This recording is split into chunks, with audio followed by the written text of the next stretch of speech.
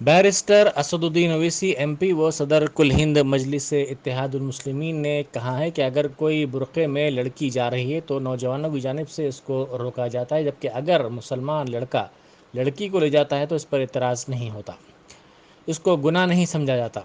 نوجوانوں کا کام قانون کو ہاتھ میں لینا نہیں ہے۔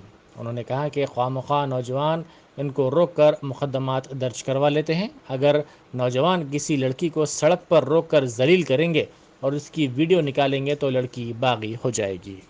اور اگر وہ بیٹا یا ان کی جو بچی ہے اگر نیک ہے تو بری بات کیا ہے؟ بری بات کیا ہے کہ اگر کوئی برقعے میں بچی جا رہی تو آپ اندر سے آپ کی مردانگی میں تکلیف آتی ہے۔ کیسا جا رہی انہیں برقع پہن کے ہماری بچی؟ روکو اس کو۔ انہیں برقع نہیں پہن کے گئی تو نہیں، کوئی بات نہیں۔ اور اگر مسلمان بچہ بچی کو بٹھا رہا تو اپنا بھائی ہے، انہیں گناہ نہیں، اس کا گناہ نہیں ہے۔ اور آپ کون ہوتے بھائی کسی کو روکنے والے؟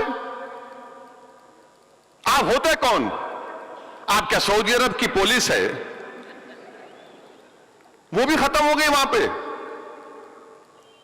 آپ کا کام نہیں ہے قانون کو ہاتھ میں لینا۔ خواہ مخواہ روکتے، کیسا بک کر لیتے۔